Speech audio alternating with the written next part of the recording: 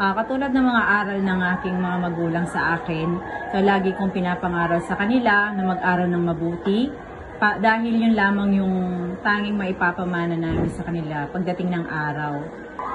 Napapangalagaan ko yung pagkakaroon ng magandang relasyon para maging maayos yung aming pagsasama ng aking mga anak sa pamamagitan ng pagkakaroon ng oras sa pamamasyal, o kaya sama-samang pagsisimba, sabay-sabay na pagkain, kwentuhan habang kumakain, so yung mga bagay na ganun. Quality time.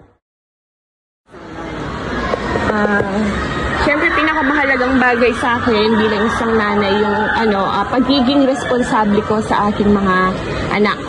Lalo na siyempre, napakahirap ng isang role na isang nanay. Isa pa, ako nagtatrabaho as a teacher. Talagang binabalanse ko yung oras ko tsaka responsibilidad ko sa kanila. Siyempre, sa tulong ng aking asawa, hindi ko yun sinosolo. Tsaka siyempre, unang-una ang ginagawa ko, I always ask the guidance of God.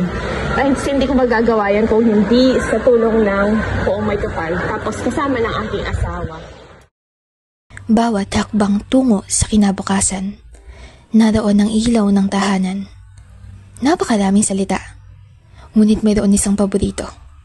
Buti na lang, nariyan si Mama. Ang kanyang pag-aalaga, ang kanyang pagmamahal, nang kami kanyang kinandili, ang kanyang sakripisyo, ang mga pundasyon ng isang pamilya, ng isang komunidad, ng isang bansa.